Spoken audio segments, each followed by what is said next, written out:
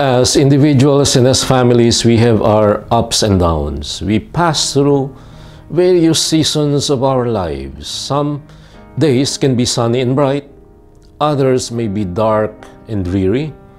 Whatever type of day comes our way, whatever reaction one might have to sun or shade, there is one thing we can be sure of.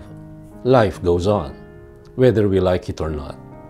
And the coming of a new day and whatever surprises it brings is never dependent on our expectations and our wishes, our inner disposition, and our worthiness or unworthiness. Into everyone's life, some rain has to and does fall. That sounds like one line of a song from Les Miserables. This seems to be what Job is acknowledging matter-of-factly. He compares himself to a slave who longs for the shade, a hireling who waits for his wages. Never at a loss for words to describe his misery, Job more than aptly stands for a great many of us who may be undergoing their own share of sweat and care and cumber sorrow's passing number. Job tells a story that sounds all too familiar to many of us. They are stories that, as a priest, I have been privileged to listen to and empathize with over the many years I have been journeying with others in faith and life. The stories sound so alike and yet so different. They are so alike in the sense that all, bar none, are not immune to suffering and pain. They are so alike too in the sense that the pain each one feels is deeply personal and far-ranging in terms of consequences. They are so different in the sense that deep pain can be occasioned by a multiplicity of causes and surrounding circumstances, which are as many and as varied as there are people experiencing pain. There is something in the liturgy of today for people deep in the throes of suffering. God does not take away the pain, it seems to me. God does not offer to make the pain go away, not necessarily. But the readings tell us something for sure. God is close to the brokenhearted. God is on the side of those who suffer in any way. God offers a gentle reminder for those in pain. He heals the brokenhearted and binds up their wounds. The Lord sustains the lowly. The wicked He casts to the ground. St. Paul stands for this God who is close to the suffering when he also alludes to himself as a slave, willing to go the extra mile and become like others are. To the weak I became weak, to win over the weak. I have become all things to all, to save at least some of them. God is indeed close to the suffering. This Jesus shows in concrete signs in today's gospel passage, alleviating the pain of those brought to Him, including Simon Peter's mother-in-law. God shows Himself close to and on the side of those who suffer in any way.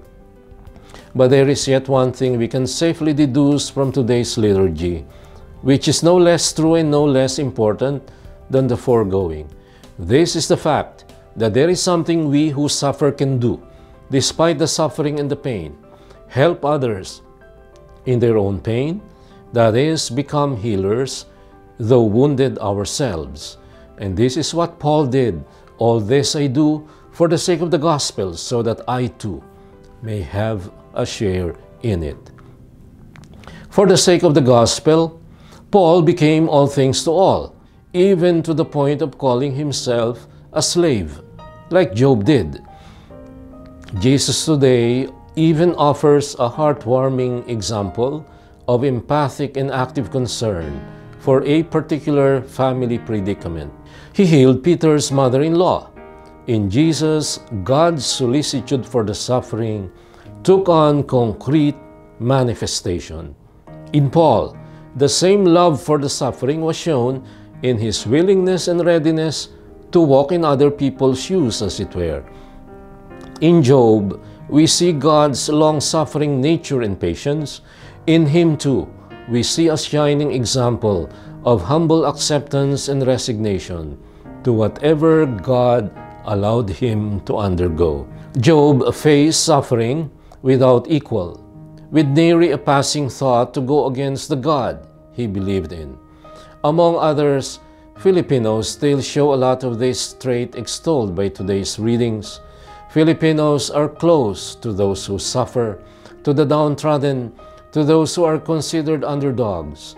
How else explain the popularity of telenovelas and the propensity of Filipinos to identify with those who suffer unjustly? How else explain the fact that for many families, the knowledge that another family is currently facing some difficult trial or at least needs help would immediately send Lola or Nanay to that household to provide some help? In many cases, the person really does not need to do anything nor give anything. In most cases, the poor who have nothing are those who really help others just as materially needy as they are, but they give what no money can really pay for, themselves. Their presence and obvious concern for the needy is more than money can buy. Pakikiramay is the untranslatable word for this Filipino trait that stands so close to the nature of God, extolled in today's liturgy. God is close to the brokenhearted.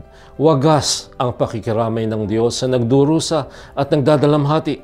Praise the Lord who heals the brokenhearted. And this, my dear friends, is your kalakbay at katoto in this week's episode of Puso sa Puso, saying thank you and God bless us all.